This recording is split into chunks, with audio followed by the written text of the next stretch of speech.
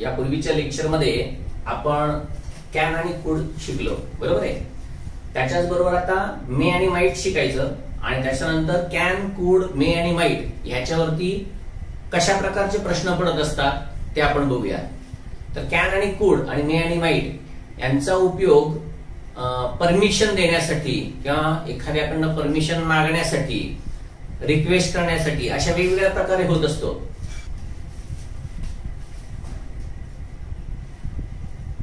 सगळ्यात पहिल्यांदा मे. तुम्हाला माहितीये की मे ही प्रोबॅबिलिटी साठी वापरतात. त्यामुळे प्रोबॅबिलिटी साठी जरी मेन वापरत असले तरी, आणि ही प्रोबॅबिलिटी म्हणजे आपल्याला सहज समजतं. जसं it may rain today, the government may announce a relief package for storm affected area. आणि थोडक्यात सांगायचं काय, याच्यामध्ये प्रोबॅबिलिटी दिसते बघा. काय बघा, इट मे रेन टुडे, कदाचित आज पाऊस पडेल. तसंच याच्यामध्ये the government may announce a relief package for storm affected area. वादळाने परिणाम झालेल्या किंवा दुरावस्था झालेल्या अशा एरियासाठी सरकार कदाचित एखादं पॅकेज जाहीर करेल. सांगायचं काय, याच्यामध्ये प्रोबॅबिलिटी दिसते, बरोबर आहे. तसंच या मेचा उपयोग फॉर्मल लँग्वेज मध्ये केला जातो. विशेष ज्या असतात त्या सगळ्या त्याच्यामध्ये केल्या नसतात आणि या आपल्याला माहितीये. परत प्रश्नपत्रिकेमध्ये ह्याच्यावरती प्रश्न पडत नाही. हे फार पूर्वी म्हणजे 2011च्या पूर्वी पडायचे. त्यावेळेला इथे गॉड ब्लेस यू आणि इकडे अंडरलाईन करून द्यायचे. मार्गांची खिरापत त्यावेळेला होती, आता त्या प्रकारची खिरापत नाहीये. त्यामुळे विशेष वगैरे असताना सुद्धा तिथे मेचा उपयोग केला जातो. हेच मी असं म्हटलं, may God save our country. परत तिचे विश आहे, म्हणजे थोडक्यात याच्यासाठी सुद्धा त्याचा उपयोग केला जातो. पुढचा माइटचा उपयोग परीक्षेसाठी सगळ्यात महत्वाचा याचा उपयोग म्हणजे की ज्या वेळेला मेन क्लॉज हा भूतकाळ असतो, पास्ट मध्ये असतो, त्यावेळेला त्याच्या पुढच्या सबऑर्डिनेट क्लॉज मध्ये मेचं माइट करावं लागतं. हा परीक्षेसाठी उपयोग. परत एवढं सोपं परीक्षेत येत नाही, कारण का हा रोल सगळ्या दुनियाला माहिती आहे, त्यामुळे विचारत नाही. जसं ही सेड, परीक्षेमध्ये इथे गाळलेल्या जागा देतात. ही मे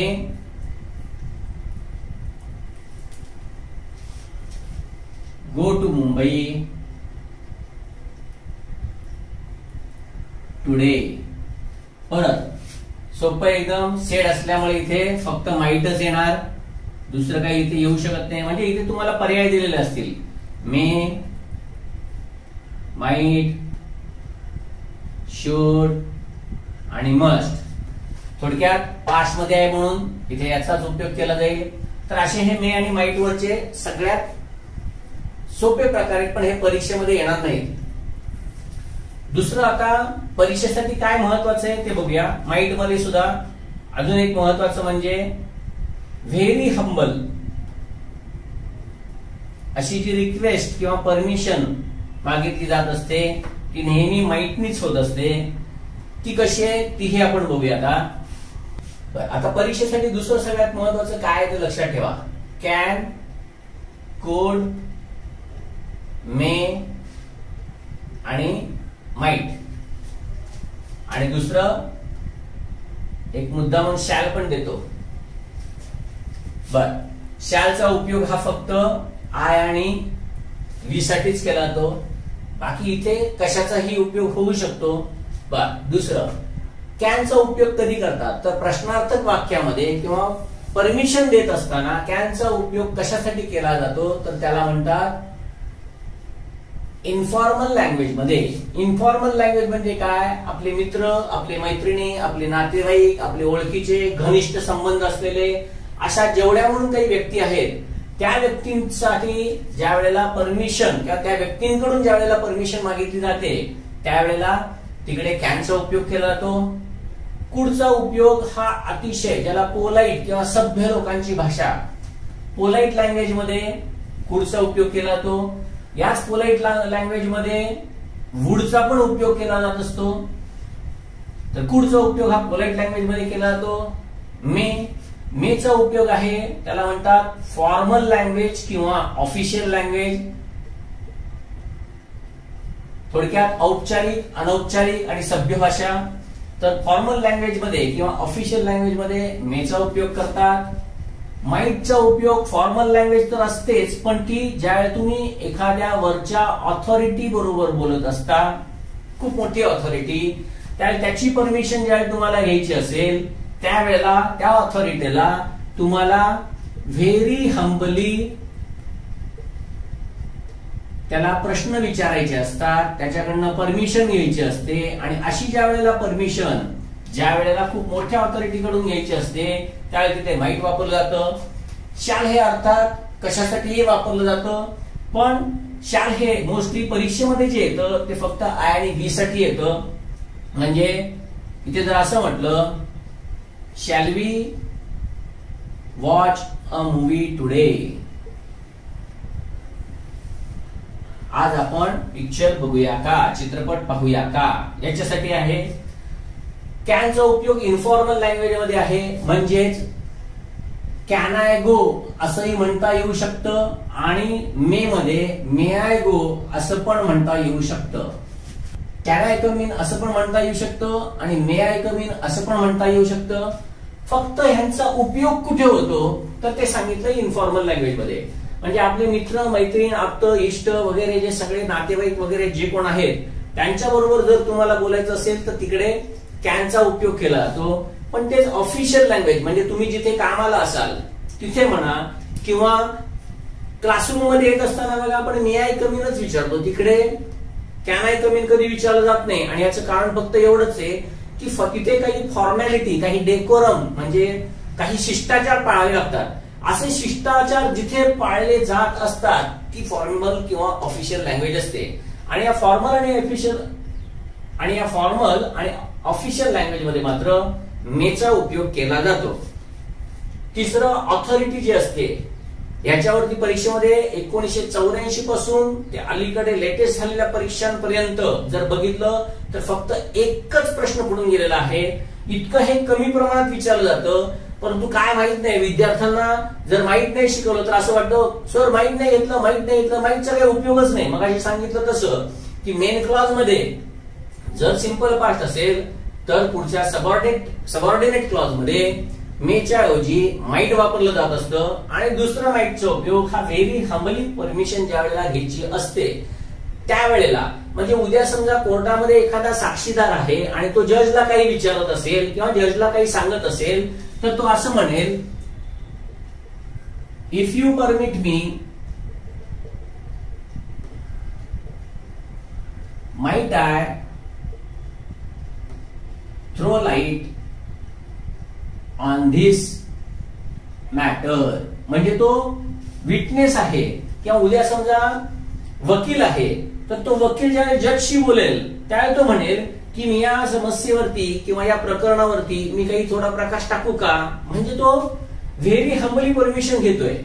उद्या जर एखादा पत्रकार असेल तर तो पत्रकार परिषदेमध्ये ज्या वेळेला आर्मी चीफशी बोलत असेल, सीडीएस नवीन पोस्ट अपॉइंट झालेली ती त्यांच्याशी बोलत असेल, पंतप्रधानांशी बोलत असेल, सीएमशी जर बोलत असेल तर त्यांना जर त्याची परमिशन घ्यायची असेल तर त्याच्यासाठी त्यांनी माईट वापरायचं असतं.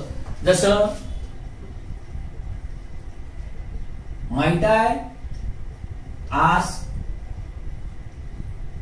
अ क्वेश्चन, कळलं. इथे मात्र तो माईट वापरत असतो. कारण लक्षात फक्त एवढंच ठेवायचं आहे की अतिशय हंबली रिक्वेस्ट असतात त्याच्यासाठीच फक्त हे वापरलं जात असतं. इतर वेळेला इंग्लिशमध्ये माईटचा उपयोग हा भरपूर जरी केला जात असला तरी स्पर्धा परीक्षेच्या दृष्टीने माईट वरती प्रश्न येणं हे तसं खूप अवघड आहे. असो, तर हे सगळे प्रश्न विचारत असताना, परमिशन विचारत असताना कसे सहाय्यकारी क्रियापद वापरले जातात ते दाखवलेलं आहे. कुडच्या बाबतीत आपण बघूया. तुम्हाला माहितीये, कुड you lend me some money. बघा, याला म्हणतात पोलाइट. पोलाइट जर तुम्हाला, म्हणून मी गमतीनं नेहमी म्हणत असतो, ज्यावेळी तुम्हाला एखादी भीक मागायची असेल ना, त्यावेळी तिकडे कुडचा उपयोग करायचा. का? पोलाइटली आस्किंग क्वेश्चन्स, ह्याच्यामध्ये कुडचा उपयोग केला असतो. आणि या वेळेला इथे तुम्हाला दिसेल की या कुडचा उपयोग पोलाइटली तर केलेला आहेच, पण तो फ्युचरच्या संदर्भात आहे. त्यामुळे कुड हे फक्त भूतकाळामध्ये वापरलं जातं. हा गैरसमज मनातून काढून टाका. कुड हा जरी पास्ट असला तरी सुद्धा तो भविष्याच्या संदर्भात सुद्धा वापरला जात असतो. या कुडचा अजून एक उपयोग आहे. तो उपयोग म्हणजे जसं पोलाइटली आस्किंग क्वेश्चन्स आहे, तसंच संकोचातून तुम्हाला जर काही मागायचं असेल, म्हणजेच थोडक्यात आता सांगितलं तेच, कळलं? तर ज्या वेळेला संकोच असतो त्यावेळेला कुड वापरलं जातं. तसं अजून एक दुसरं आहे की भविष्य काळातील कमी शक्यता जर दाखवायची असेल तर त्यावेळेला सुद्धा प्रश्नामध्ये तुम्हाला कुड वापरावं लागतं. उदाहरणार्थ इकडे बघा,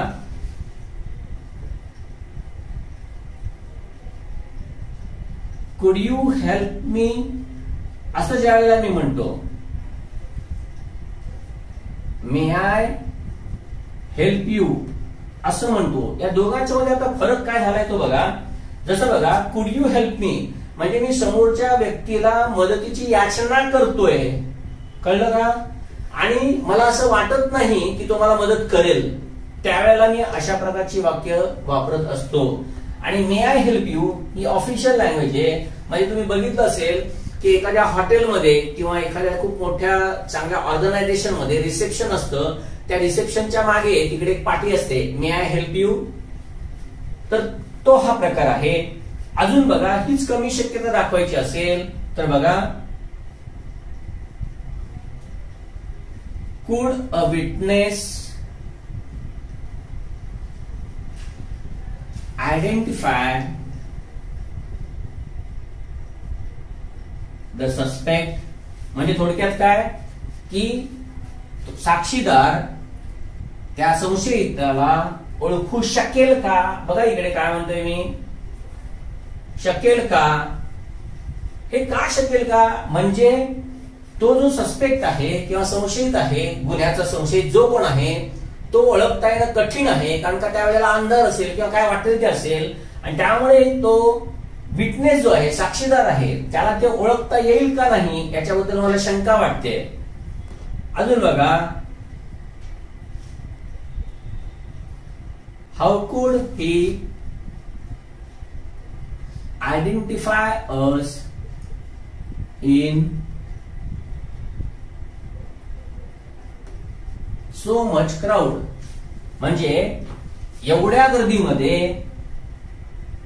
तो आपल्याला कसं काय ओळखू शकेल. परत मी तेच म्हणतोय बघा, शकेल. शकेल भविष्य काळामध्ये सांगायचं काय, भविष्य काळाच्या संदर्भात याचा उपयोग केलाय, पण ती फक्त कशासाठी, तर ज्या वेळेला शक्यता खूप कमी वाटते त्यावेळेला सुद्धा पुढचा उपयोग केला जातो. एवढं हे जे चार जे हेल्पिंग वर्ब आहेत हे अशा प्रकारे प्रश्नांमध्ये वापरले जात असतात. स्पर्धा परीक्षेमध्ये फार सोपे प्रश्न याच्यावरती विचारतात. ते कसे विचारतात ते आता आपण बघूया. परीक्षेमध्ये येऊन गेलेला एक प्रश्न बघा.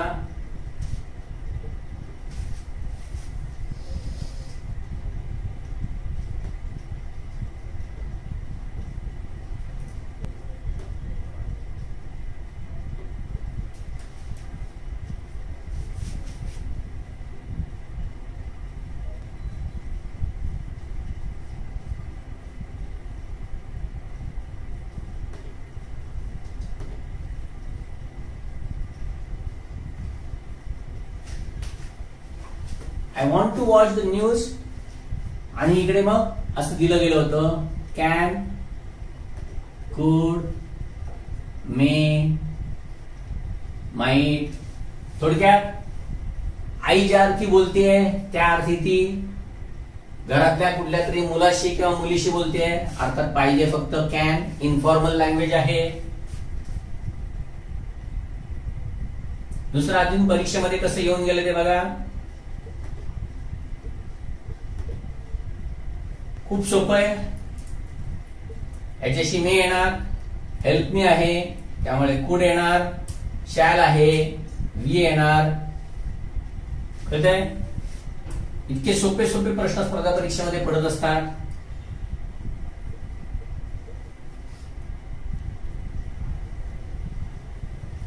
कळतंय? इतके सोपे प्रश्न पडत असतात त्यामुळे प्रश्नांचं खूप जास्त टेन्शन घेण्याचं कारण नाही. अजून एक फ्रेज आहे,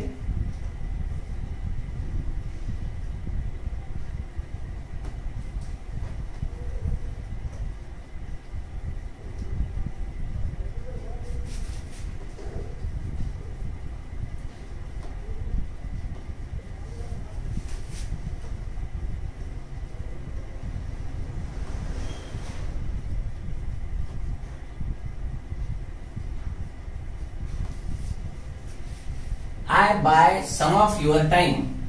म्हणजे थोडक्यात त्याचा अर्थ फक्त असा आहे की मी तुमचा अमूल्य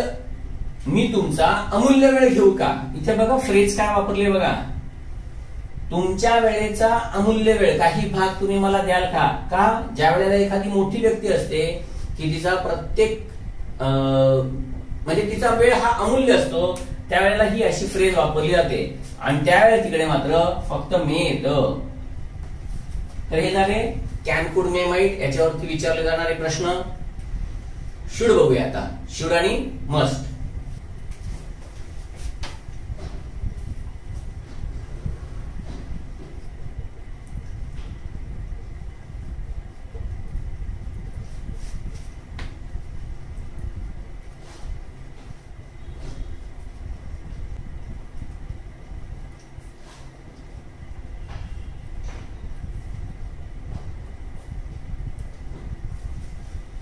बर, शूडची काही वाक्य बघू. शूडचा उपयोग कुठे कुठे केला जातो ते बघा. विश, सजेशन, ड्युटी किंवा ऑब्लिगेशन. आणि हा एक नवीन उपयोग मी तुम्हाला सांगणार आहे. परत नवीन उपयोग म्हणजे तुम्हाला माहित नाही म्हणून नवीन, बाकी अन्यथा शूडचा असा उपयोग केला जात असतो. बर, विश असेल म्हणजे काय, इच्छा आहे, बरोबर आहे ना. जसं साधं सोपं एकदम वाक्य. I should read some books on personality development. याच्यामध्ये आपल्याला विश दिसते, बरोबर आहे. दुसरं, he should सजेशन दाखवते. he should adjust with his wife. Suggestion सांगायचे कशासाठी, परीक्षेमध्ये शूडवरती फार कमी प्रश्न विचारले गेले. जर प्रश्नपत्रिकेमध्ये जर प्रश्न विचारण्याची त्यांनी स्टाईल बदलली तर ते काय करतील माहिती का, अशा एखाद्या वाक्याच्या खाली तुम्हाला अंडरलाईन करून देतील आणि विचारतील की याच्याबद्दल की शूड मध्ये याच्यामधलं काय दिसतं. म्हणजे identify the use of model, underline model असं विचारलं जाईल. आणि वाक्यांचा अर्थ समजला की तुम्हाला सहज समजतं की याच्यामधनं काय सांगितलेलं आहे.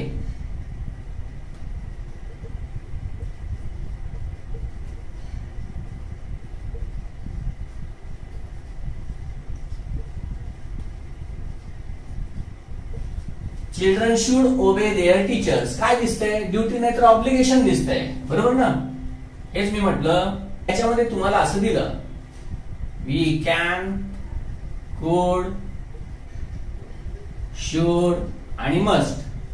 बघा काय, कामावरती आपण वेळेवर किंवा वक्तशीर काय असणे काय येणार बघा. ड्युटी आहे, ड्युटी. आपण जिथे जातो तिथे आपल्याला पगार मिळते म्हणजे तिथे वेळेवर पोहोचणं ही आपली ड्युटी आहे. काय दिसणार याच्यामध्ये बघा. शुड मध्ये I should pay my instalment on time. Wish आहे, सजेशन आहे, ड्युटी आहे का ऑब्लिगेशन आहे? सहज समजतं आपल्याला की याच्यामध्ये ड्युटी आहे, ऑब्लिगेशन आहे, बस हेच समजलं पाहिजे.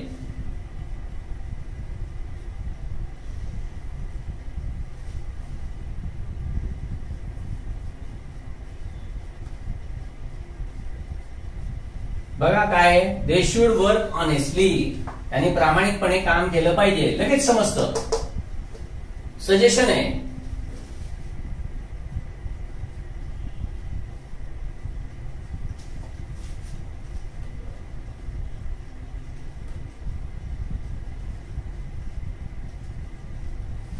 We should study sincerely. बघा काय समजतंय, सांगायचं काय फक्त की कोणतं सहाय्यकारी क्रियापद तिथे काय कार्य करतंय, त्या वाक्याचा अर्थ समजला तर तुम्हाला हे सहज समजायला लागतं की शूडचा उपयोग काय आहे ते.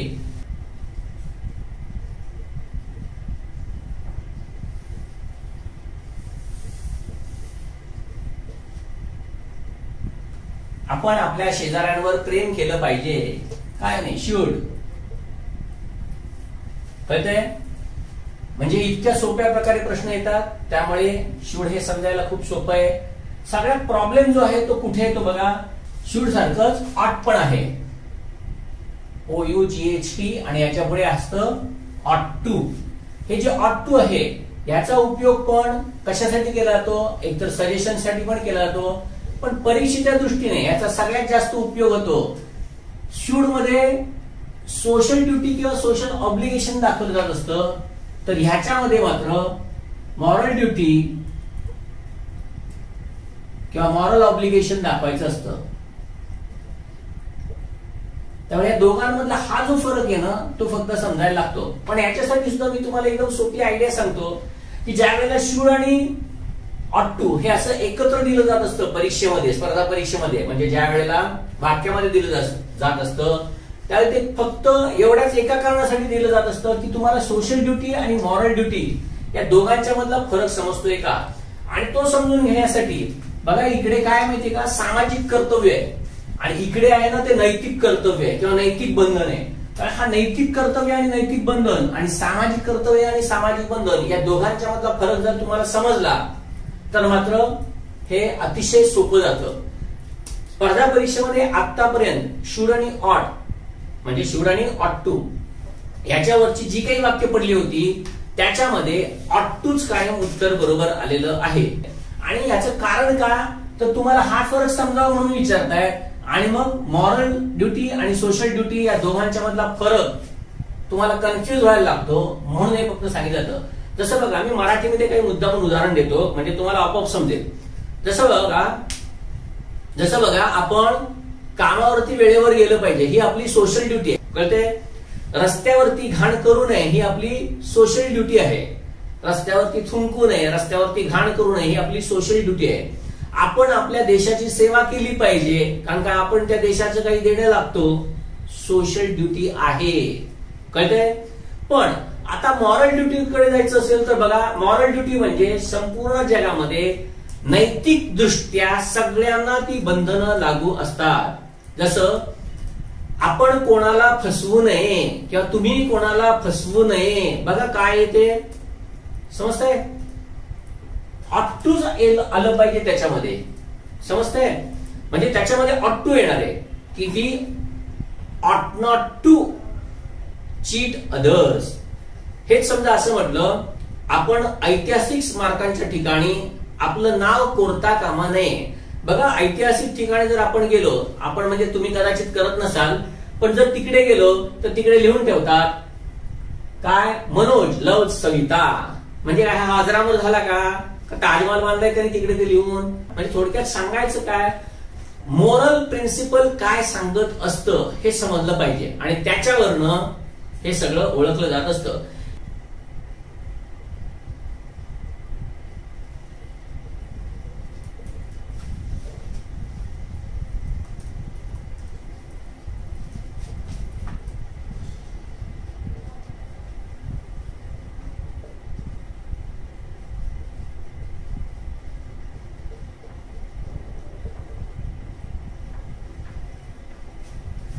आणि मग इकडे दिलं होतं शुड, ऑट टू आणि मस्ट. बघा, moral education have been taught in universities long ago. म्हणजे काय, नैतिक शिक्षण हे विद्यापीठांमध्ये फार पूर्वीपासून दिलं जायला हवं होतं, असा त्याचा अर्थ आहे. मग असं जर हवं होत असेल तर इकडे दोनच येऊ शकतात, शुड हॅव आणि ऑट टू हॅव. मग आता इथे शुड हॅव वापरायचं का ऑट टू हॅव वापरायचं, तर यासाठी थोडक्यात लक्षात ठेवा की ज्या वेळेला तुम्हाला इकडे सर्व जगामध्ये, आता जे सांगितलं ते सर्व जगामध्ये चाललं असणारं असं जर तत्व दिसत असेल तर तिकडे काही न करता बिनधास्तपणे ऑट टूला काळं करायचं, म्हणजे तो पर्याय उत्तराचा निवडायचा. एवढं साधं सोपं शुड आणि ऑट टूच आहे. या ऑट टू वरती फार पूर्वी म्हणजे 2011च्या पूर्वी असे काही प्रश्न पडायचे. ते प्रश्न काय आहेत, म्हणजे एकाच प्रकारचा प्रश्न पडायचा. तो काय आहे तो बघा, ऑट टूचं जे निगेटिव्ह असतं ते नेहमी ऑट नॉट टू असं केलं जातं. कळतंय, ऑटच्या नंतर नॉट आणि मग टू. काही काही वेळा मुलांचा गोंधळ फक्त असा होतो की ऑट टूच्या नंतर नॉट लावायचं, असं ते गोंधळ करतात. म्हणून खास करून अशा प्रकारचा प्रश्न विचारला जात असतो. जसं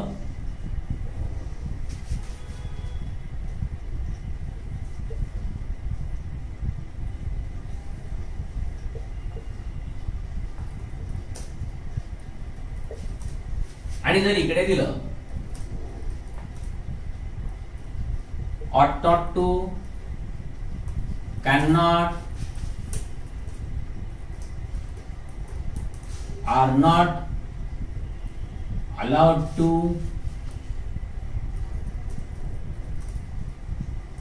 आणि could not. कळतंय, म्हणजे त्यांनी इथे खेळला आणि आरडाओरडा केला नाही पाहिजे, बस. इथे काही नाही असं देतात. काही वेळेला ह्याच्या ऐवजी काय करतात, असे 4 पर्याय देतात. ऑट नॉट टू, इकडे अनेक वचन आहे त्यामुळे डोंट ऑट टू, त्याच्यानंतर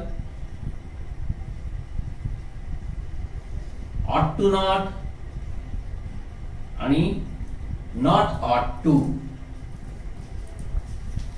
अर्थातच फक्त हे बरोबर येणार आहे. सांगायचं एवढंच आहे, ऑटचा उपयोग जर निगेटिव्ह मध्ये करायचा असेल तर ऑटच्या नंतरच नॉट घ्यावं लागतं, कारण का टू हे काही सहाय्यकारी क्रियापद नाहीये. ऍक्च्युअली हे टू काय येतं याचं कारण आपण नंतर शिकणार आहोत, नंतर बघणार आहोत. पण एवढंच लक्षात ठेवा, इन्फिनिटिव्ह वर्ब म्हणजे क्रियापदाचं मूळ रूप हे नुसतं वर्बनी पण दाखवलं जाऊ शकतं आणि टू वर्बनी पण दाखवलं जाऊ शकतं. त्यामुळे ऑटच्या नंतर डायरेक्ट असं क्रियापद वापरता येत नाही, कारण का ऑट हे मुळामध्ये जुन्या इंग्लिशमध्ये ओ म्हणजे ऋणी असणे असं जे क्रियापद आहे त्याचं तिसरं रूप येते आणि त्याच्यामुळे तिकडे हे मुख्य क्रियापद आहे म्हणून तिकडे टू वापरलं जातं. अजून एक तुम्हाला माहिती आहे बघा, असंच एक हेल्पिंग वर्ब युज्ड, याच्यानंतर पण टू वापरलं जातं. हे का वापरलं जातं तर केवळ क्रियापदाचं मूळ रूप, कारण का हे मेन वर्ब म्हणून पण वापरलं जातं, हे तुम्हाला माहिती आहे. युजचा अर्थ माहितीये तुम्हाला, त्याचं हे युज्ड झालेलं आहे.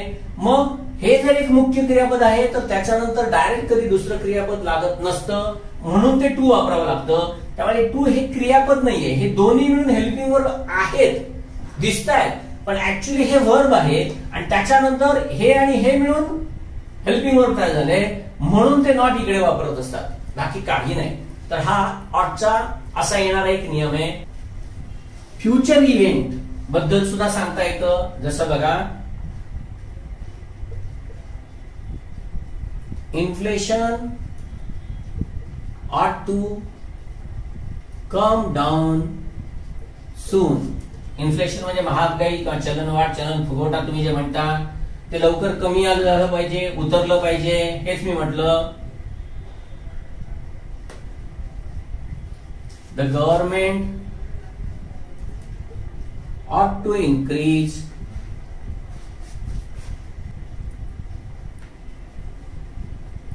opportunities to foreign investors. म्हणजे अशा वेळेला त्याच्यामधनं फ्युचर बद्दल सुद्धा सांगता येतं. थोडक्यात ही एक प्रकारची सजेशन पण असते, हेही लक्षात ठेवा. आणि त्याचबरोबर ह्याच्यामध्ये सगळं फ्युचरचं संभावित घटना दर्शवणारं पण हे असतं. कळतंय? तर असं हे ऑट टूचा उपयोग केला जातो. ऑट टूचा ऑट नॉट टू शिवाय आणि मगाशी जो युनिव्हर्सिटीचं एक उदाहरण दाखवलं त्याशिवाय अजून सहसा ऑट टू परीक्षेमध्ये पडत नाही. त्यामुळे ऑट टू हे समजणं खूप सोपं आहे. आता हा जो पुढचा जो प्रकार आहे पॉसिबिलिटी किंवा सपोजिशन, हा मात्र खूप महत्वाचा आहे. का महत्वाचं आहे? कारण का सगळ्यात त्याचं महत्वाचं कारण फक्त एवढंच आहे की परीक्षा आता बदलली असल्यामुळे हे जे रेग्युलर वापरले जाणारे जे उपयोग आहेत ते उपयोग आपल्याला माहित नसतात. जसं बघा, मी साधं सोपं एक उदाहरण देतो. समजा मी असं म्हटलं, he should be at college now. इथे बघा तुम्हाला काय वाटतं बघा, he should be at college now. इथे समजा तुम्हाला असं दिलं, ड्युटी, सजेशन, नंतर पॉसिबिलिटी आणि अजून काय देता येईल, नेसेसिटी. समजा असं दिलं तर बघा तुम्ही काय कराल, he should be at college now म्हणजे आता तो कॉलेजला असला पाहिजे. म्हणजे आता इथे मी बोलतोय त्यावेळेला तो कॉलेजला असला पाहिजे. म्हणजे थोडक्यात हा तर्क आहे किंवा अंदाज आहे. आणि तो तर्क किंवा अंदाज जो दाखवायचा असतो ते पॉसिबिलिटी आहे, हे लक्षात ठेवा. उद्या ह्याच्याऐवजी तिकडे सपोजिशन, कल्पना असा पण पर्याय दिला जाऊ शकेल. सांगायचं फक्त एवढंच आहे की वाक्यांचा अर्थ समजून घ्या, त्याच्यामध्ये नेमकं काय मांडलंय ते तुम्हाला सहज समजून जातं. सपोजिशन वरची अजून काही उदाहरणं बघा.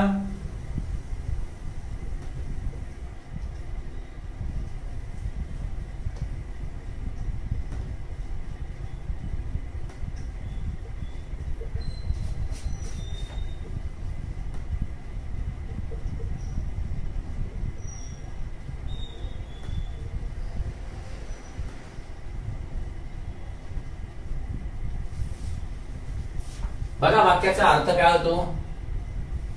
आणि सगळ्यात महत्वाचा, या वाक्यामध्ये काय सांगितले ते बघा.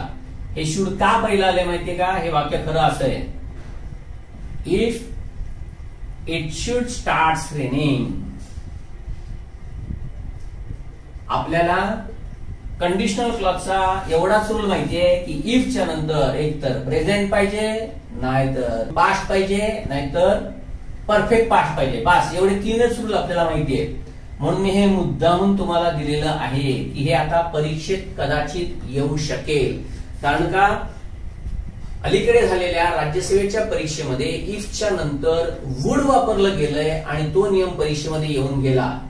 महाराष्ट्राच्या कोणत्याही ग्रामरच्या पुस्तकात नसलेला हा रूल फक्त माझ्या पुस्तकात दिलेला आहे. हे फक्त एवढंच सांगायचंय की इफच्या नंतर शुड पण वापरलं जात असतं. आणि हे जे आहे त्याला सपोजिशन असं म्हणतात. आणि हे जे सपोजिशन असतं, हे सपोजिशन म्हणजे अंदाज किंवा जर आज पाऊस पडला असा त्याचा अर्थ आहे. म्हणजे इथे ते होण्याची शक्यता धुसर आहे किंवा कमी आहे, पण जर समजा पडायला सुरुवात झाली तर मात्र बस आपण आपला प्रोग्राम कॅन्सल करू. अशा प्रकारे इथे सपोजिशन मध्ये वापरलं जात असतं. आणि त्यावेळेला कधी पण लक्षात ठेवा की शुड हे नेहमी त्याच्यामध्ये वापरलं जातं. समजा मी असं दिलं, मुद्दामून या प्रकारचं वाक्य देतो, should you find the seal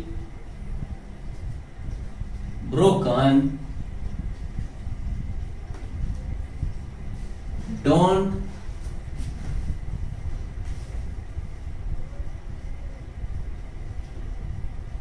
accept it. तुम्ही ज्या वेळेला मोबाईल खरेदी करायला जाता आणि मोबाईल खरेदी करायला गेल्यानंतर ओरिजिनल मोबाईल तिकडे तुम्हाला दाखवला जात नाही. त्याऐवजी तुम्हाला ना काही सॅम्पल्स दाखवले जातात. आणि ते सॅम्पल्स आवडली तर त्याच्यामध्ये तुम्ही सिलेक्ट करायचं. आणि ते जर सिलेक्ट केलं की त्याच्यानंतर तुम्हाला तो पॅक पीस दिलेला असतो. आणि त्या पॅक जो पीस असतो त्या पॅक्ड पीस वरती अशी सूचना दिलेली असते की वरती ते बघा प्लॅस्टिकने वगैरे एकदम पूर्ण सील पॅक केलेलं असतं आणि जर तिथे जर सील ओपन असेल तर ते ऍक्सेप्ट करू नका असं त्याच्यावरती इन्स्ट्रक्शन लिहिलेली असते.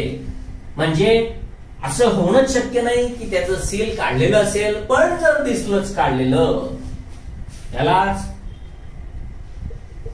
फॉर्ट्युइटस कंडिशन असंही म्हटलं जातं. आणि हे फॉर्ट्युइटस कंडिशन म्हणजेच इफचे क्लॉज. तर अशा प्रकारे इफच्या क्लॉज मध्ये पण हे आपण इफ क्लॉज शिकताना नंतर शिकणार आहोतच, कारण का आता स्पर्धा परीक्षा पुढे गेले त्यामुळे आता हे तुम्हाला शिकावं लागणार आहे. आतापर्यंत स्पर्धा परीक्षेमध्ये इफचे फक्त जे 4 सिंपल रूल होते त्या रूल वरती प्रश्न पडायचे आणि आपण मार्क्स मिळवायचो.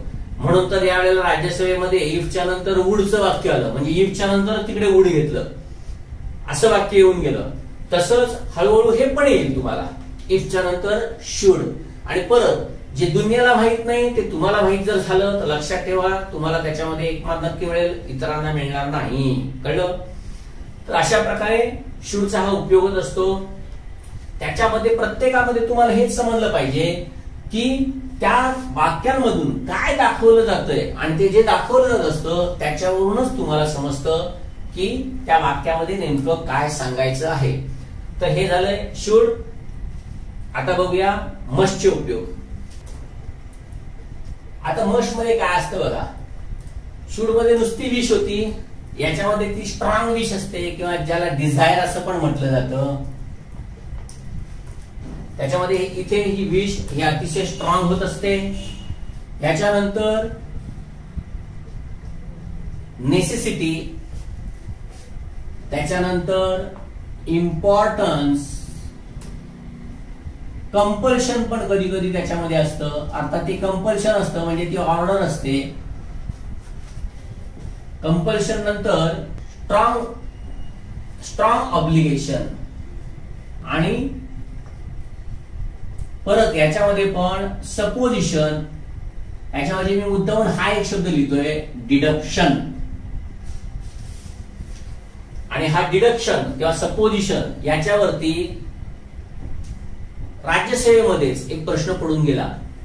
कुठल्याही पुस्तकामध्ये हे डिडक्शन हा प्रकार नाही, परंतु नसला तरी ज्यांना इंग्रजी समजतं त्यांच्यासाठी हा प्रकार खूप सोपा होता. सांगायचं फक्त एवढ्याच कारणासाठी की उद्या जर पेपर सेटरनी स्टाईल बदलली आणि जर त्यांनी तिकडे सपोजिशन किंवा डिडक्शन असं जर पर्यायामध्ये दिलं तर मात्र तुम्हाला हे माहित असलं पाहिजे, म्हणून हा सगळा मी प्रपंच केलाय. बर, स्ट्रॉंग विश किंवा स्ट्रॉंग डिझायर म्हणजे इच्छा जी असते आपली स्वतःची किंवा कोणाचीही, ही जी स्ट्रॉंग डिझायर आहे ती स्ट्रॉंग डिझायर याच्यामधनं दिसत असते. I must have my books म्हणजे माझ्याकडे माझी स्वतःची पुस्तकं असली पाहिजे. बघा स्ट्रॉंग विषय परीक्षेमध्ये याच्यावरती वाक्य कसं येऊन गेले बघा. असं वाक्य येऊन गेलं,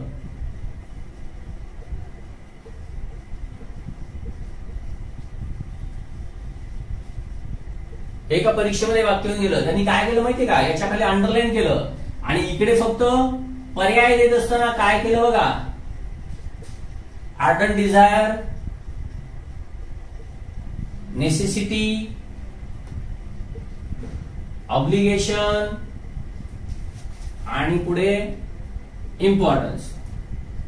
म्हणजे पर्याय आहेत ना, अंडरलाईन केलं गेलं आणि पर्यायामध्ये की हा जो अंडरलाईन केलेला जो मॉडेल आहे याच्यामध्ये काय दिसतं बघा. ज्या वेळेला परीक्षेमध्ये ना आपल्याला हे असे पर्याय दिसतात ना, त्यावेळेला मित्रांनो एक लक्षात ठेवा, जो पर्याय सगळ्यात विचित्र दिसतो हा शब्द आपल्याला माहित नाही की नाही, पेपर सेटरला ना ही खाज असते.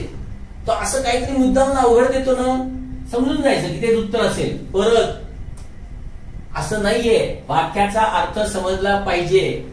माझ्याकडे तिचा पत्ता असला पाहिजे. कशासाठी? स्ट्रॉंग डिझायर आहे, स्ट्रॉंग विश आहे. कळलं का? हे ह्याच्यामधून तुम्हाला समजत असतं.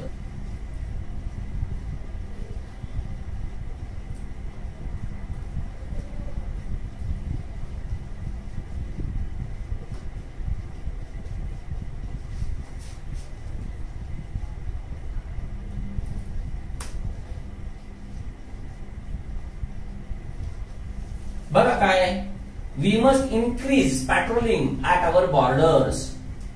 आहे ना, गरज आहे का? इन्फिल्ट्रेटर्स किंवा ज्याला अतिरेकी टेररिस्ट असं म्हणतात, ते टेररिस्ट आपल्या देशामध्ये प्रवेश करायला लागलेत. तिकडून चायनामधून पण सैन्य घुसायला लागलंय. मग अशा वेळेला आपण आपलं पॅट्रोलिंग वाढवलं पाहिजे. ही आताची नेसेसिटी आहे. कळलं? हेच मी म्हटलं, आवर कंट्री मस्ट हॅव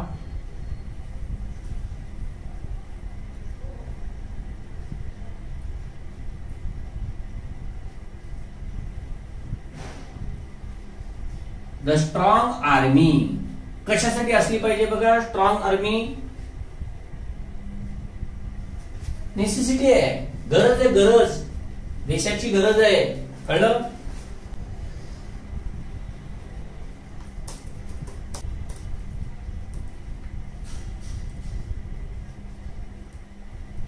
आता इथे काय येणार आहे बघा, I must find a job. कळतंय? वाक्यामध्ये त्याचा उपयोग कसा केला जातोय ह्याच्यावरून तुम्हाला समजणार आहे की ते नेमकं काय आहे.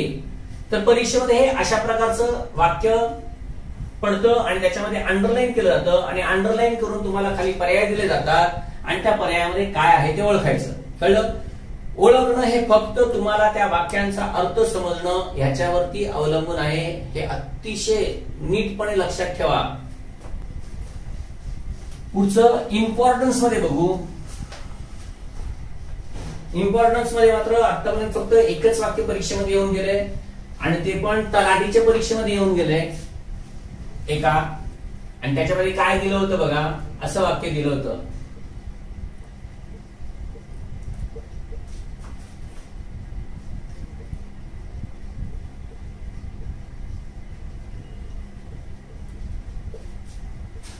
आणि मी जे दिलं होतं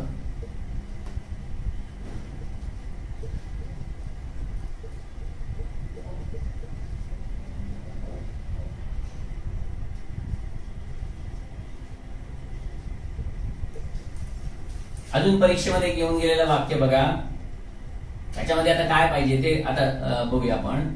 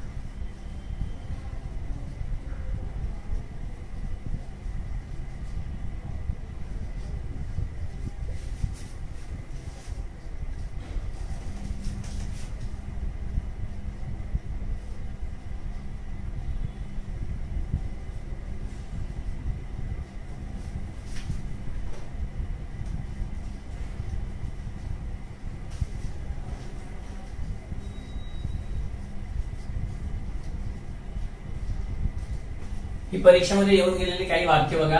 आता children must go to school daily. आता ह्याच्यामध्ये आपल्याला हेही वाटण्याचा संबंध आहे की नेसेसिटी आहे, ही त्यांची ड्युटी आहे.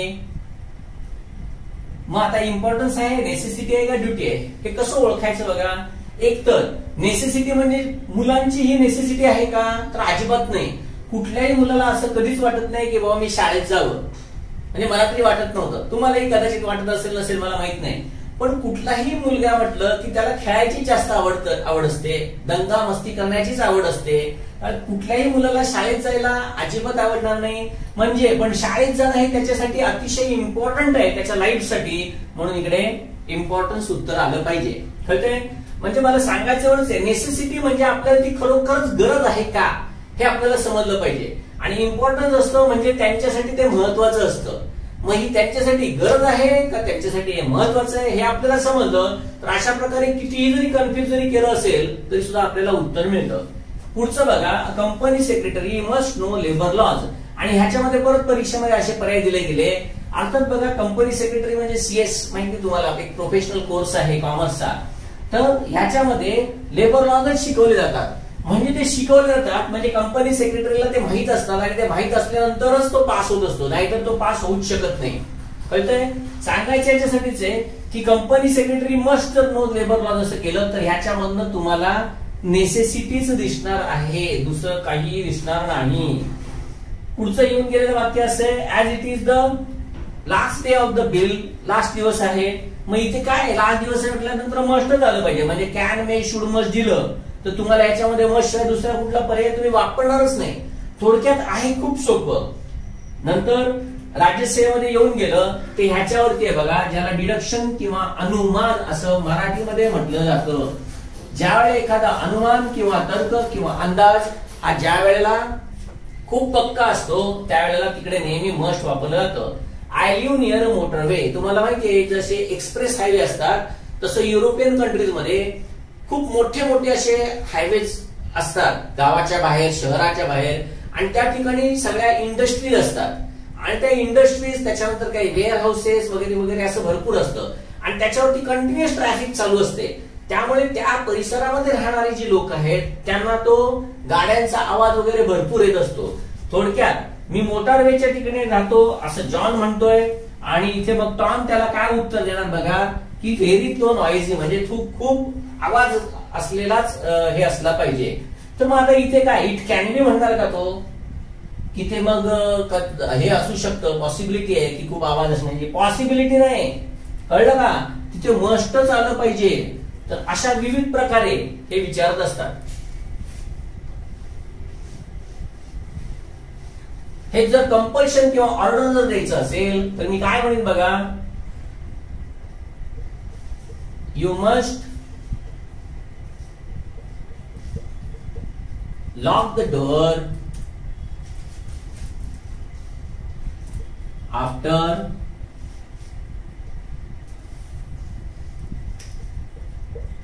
Entering the premises. काय केलं याच्यामध्ये? सरळ सरळ आहे, कंपल्शन आहे, ऑर्डर दिलेली दिसते.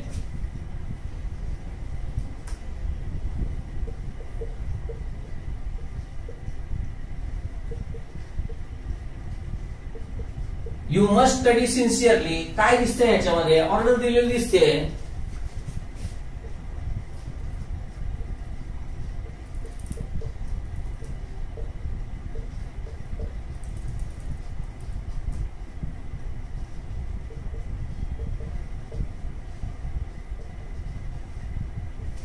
They must finish the work by this evening. Order आहे, कळलं? तर अशा प्रकारे strongest, necessity, importance, compulsion, order, strong obligation. आता हे स्ट्रॉंग ऑब्लिगेशन काय ते बघूया. आणि सपोजिशन किंवा डिडक्शन म्हणजे अनुमाने तो याच्यामध्ये दिसत असतो. अनुमानासाठी बघा हे वाक्य दाखवलंय. अनुमानासाठी तुम्हाला अजून पाहिजे सांगतो एक वाक्य बघा, किती सोपं असतं, लगेच समजतो तो अनुमान आहे काय, इम्पॉर्टन्स आहे का काय. तसं बघा,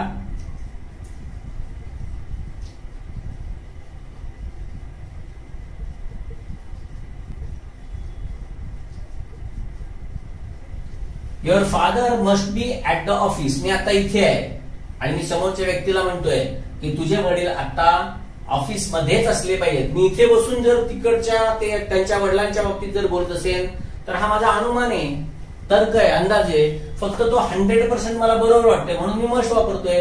जर मला ते 100% बरोबर नाही वाटलं तर मी तिकडे अजून काही वेगळं वापरेन. याच्यावरती एक प्रश्न कसा पडून गेला बघा परीक्षेमध्ये, तुम्हाला सांगतो मी की त्या प्रश्नामध्ये काय विचारलं ते बघा.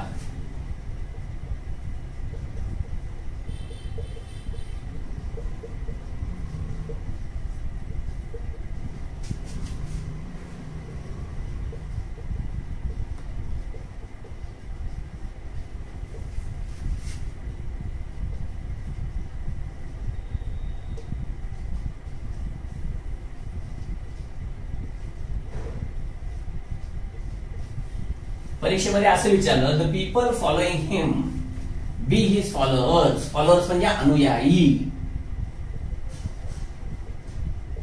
म्हणजे काय? त्याच्या मागे जात असलेले लोक हे त्याचे अनुयायी काय असले पाहिजे? कदाचित असतील, असू शकतात, का कदाचित असतील. मग परीक्षेमध्ये असा प्रश्न विचारला, कन्फ्युज करण्यासाठी मुद्दाम देत असतात. शेवटी झालं काय?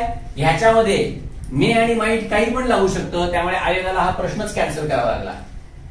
थोडक्यात मी जे आतापर्यंत सांगितलेलं आहे की मे आणि माईट, बघा आपण ज्या वेळेला सुरुवात केली होती मॉडेल्सची त्यावेळी मी तुम्हाला खास करून मुद्दामून सांगितलेलं की एखाद्या मॉडेल्सचं ज्या वेळेला भूतकाळी रूपाचा उपयोग हे फ्युचरच्या दृष्टीनं किंवा प्रेझेंटमध्ये ज्या वेळेला केला जातो, जसे इथे प्रेझेंटमध्ये बघा ना, आता त्या नेत्याच्या मागे लोक चाललेली आहेत आणि मी बाजूच्या माणसाला मी सांगतोय त्या एवढी लोक ज्या अर्थी त्याच्या मागे जात आहेत त्या अर्थी ते त्याचे फॉलोअर्स काय असले पाहिजेत.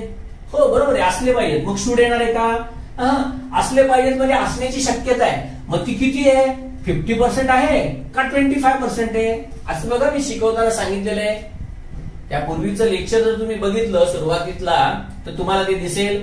सांगायचं फक्त कशासाठी आहे माहितीये का? म्हणजे इकडे हे किंवा हे काही चालू शकेल.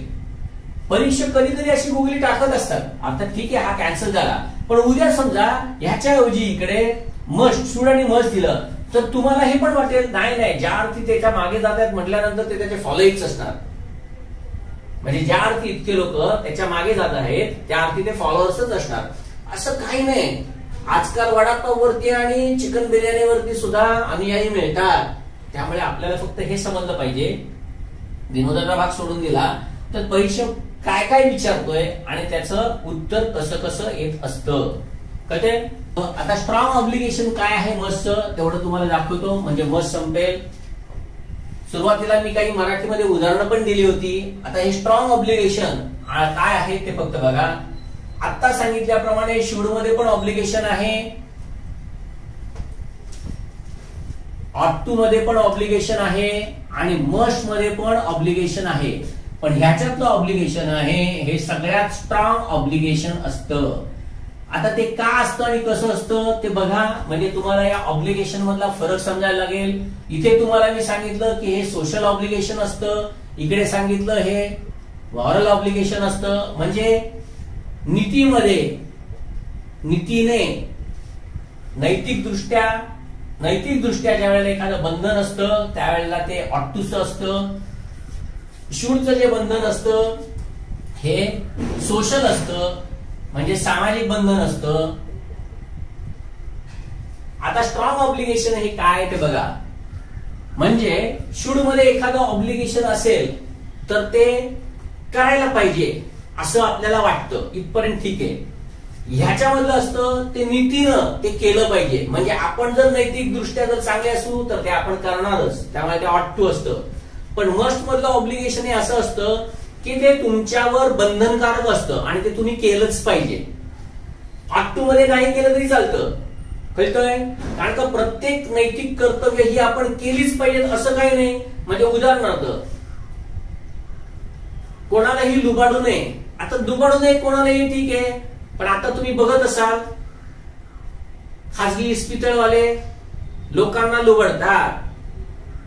आपल्याला त्याच्याबद्दल काही बोलायचं नाहीये. मॉरल दृष्ट्या कळलं का, नैतिक दृष्ट्या त्यांनी किती चार्जेस घेतले पाहिजेत, जे योग्य आहेत तेच घेतले पाहिजेत, पण तरी सुद्धा ते लुबाडतात. कळलं? इकडे ऑट टू आहे, म्हणजे नाही केलं तरी पण चालतं. शूड मध्ये जे सोशल ऑब्लिगेशन आहे ते समाजाने आपल्यावरती लादलेलं आहे म्हणून आहे.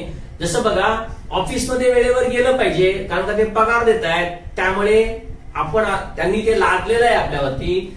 स्ट्रॉंग ऑब्लिगेशन हे असं ऑब्लिगेशन असतं ना की ते जर नाही केलं तर मात्र काही खैर नसते. म्हणजे कदाचित असं जे ऑब्लिगेशन आहे एकतर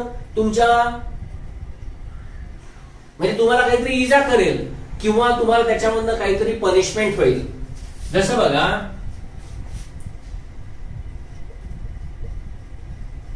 one must have a driving licence while driving a vehicle. बघा स्ट्रॉंग ऑब्लिगेशन आहे, नाही गेलं तर काय होणार आहे समजतंय. हेच मी असं म्हटलं,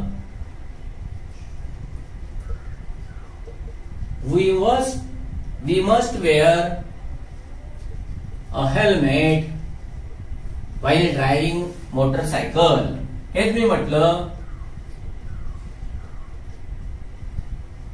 all the passengers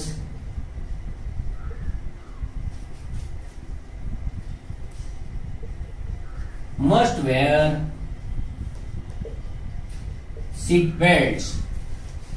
कळतंय?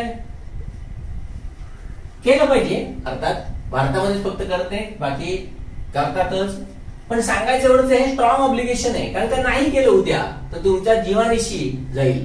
कळलं का? म्हणून हे सगळे अशी स्ट्रॉंग ऑब्लिगेशन असतात.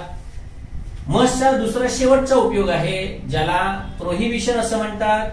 आणि यापूर्वी तुम्हाला सांगितलंय की या प्रोहिबिशन मध्ये फक्त आणि फक्त निगेटिव्हच वाक्य असतं, म्हणजे मस्ट आणि त्याच्यानंतर नॉट किंवा मसंट असं असतं. हे प्रोहिबिशन परीक्षेमध्ये येणार नाही. आणि जर उद्या आलंच तर तुम्हाला एखादं निगेटिव्ह वाक्य दिलं जाईल आणि याच्यामध्ये काय दिसतंय एवढं फक्त दाखवलं जाईल. पण जे सोपं आहे ते सहसा कधी परीक्षेमध्ये येत नाही. जसं बघा, we must not tell our pin किंवा पासवर्ड टू अ स्ट्रेंजर. तुम्हाला माहितीये बँकेच्या नावाने निनावी कॉल येतात आणि मग विचारतात तुमचा पिन काय आहे किंवा तुमचा पासवर्ड काय आहे. अर्थात आपण सांगू नये. कळलं? कोणतंही नेगेटिव्ह वाक्य घ्या ते प्रोहिबिशन मध्येच येणार. Children must not waste their time. कळतंय? त्याच्यामध्येच येणार.